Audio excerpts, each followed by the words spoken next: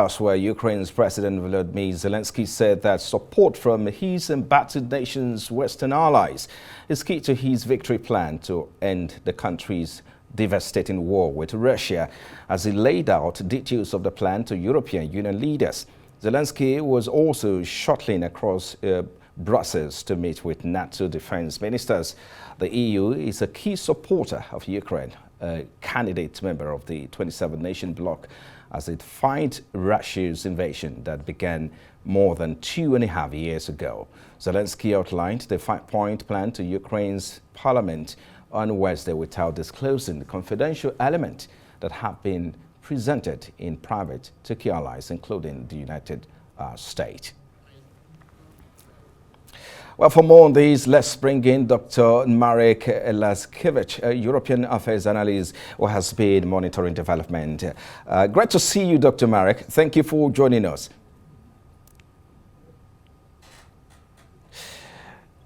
Thank you for inviting me. Okay, so let's begin this way.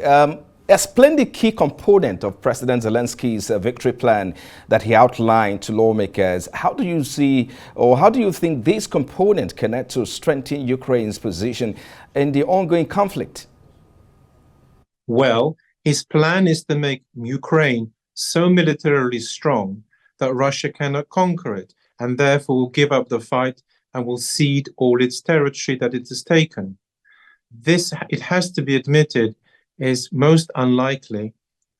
Moreover, there is a further sting in the tail that he wishes also to launch missiles against Russia, which is an escalation of the war, which unfortunately may have unpredictable consequences since, as I stated in my book some time ago, this may lead to World War III, which we do not want.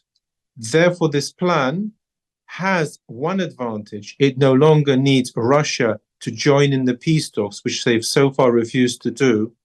However, it is difficult to implement, and as a result, may prove to be as unrealistic as his previous plans.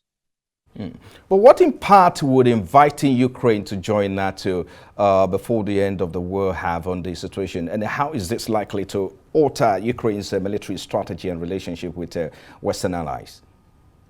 NATO membership is very important, although it has to be said that President Biden at one point doubted it would make much difference.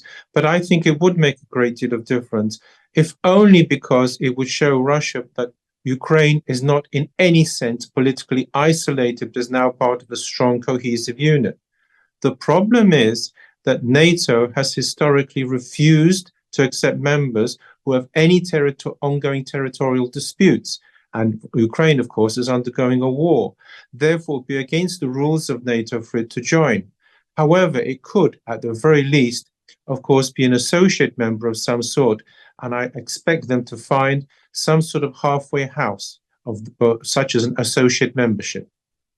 Dr. Marek, many analysts like you believe this plan is Ukraine perhaps last resort to strengthen its hand in ceasefire negotiations. What are your thoughts on this perspective, and how is this approach likely to affect the dynamics of negotiations with Russia? I don't think this approach will much affect the negotiations. The central problem is that Russia is very strong, and it also shows no sign of wanting to give up the fight. Therefore, at best, all it will do is show that Ukraine is not isolated, as I've stated.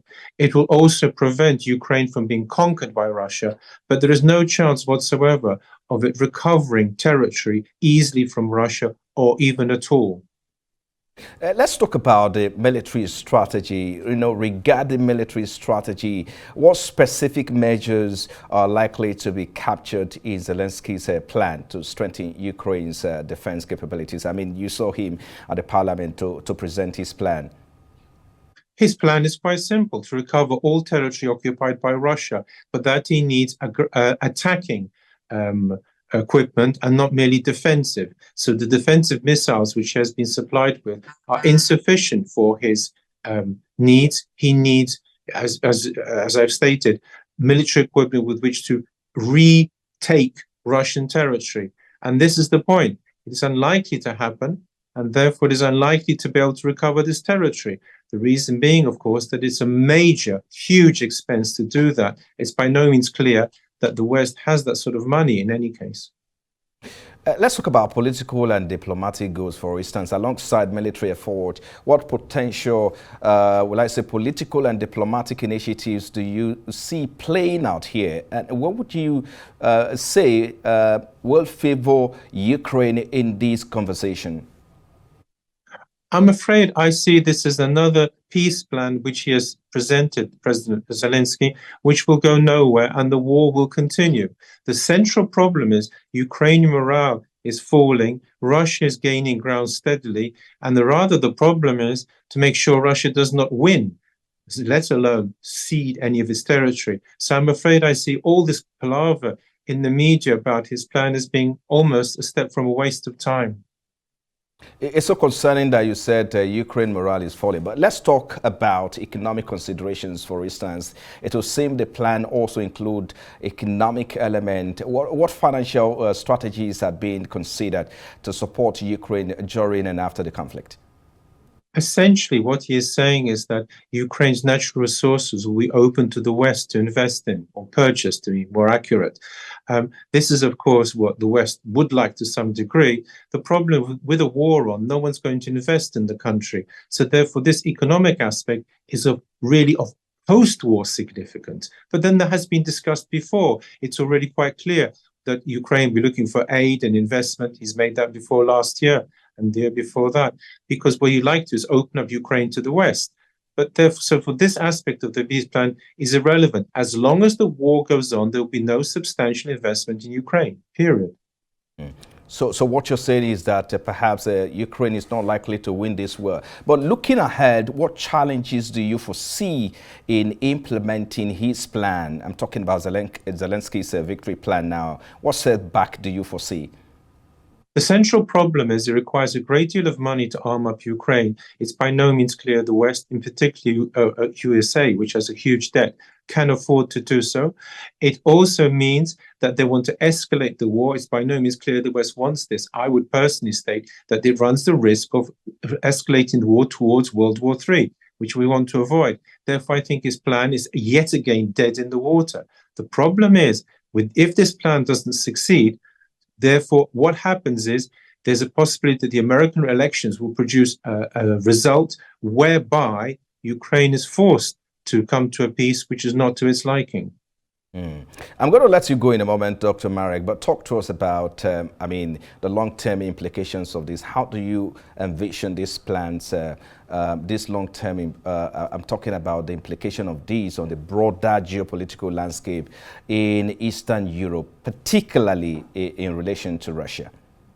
What is happening is Russia is winning at present, and therefore I anticipated waging more wars on the Baltic states or possibly Poland. Poland is in particular one of the countries it dislikes enormously, and that if this war is not settled satisfactorily, I'm afraid it will whet President Putin's appetite, and it is possible for him to do still a great deal of damage and take still more territory elsewhere. So it is important, imperative, that serious negotiations take place about this war, about how to end it.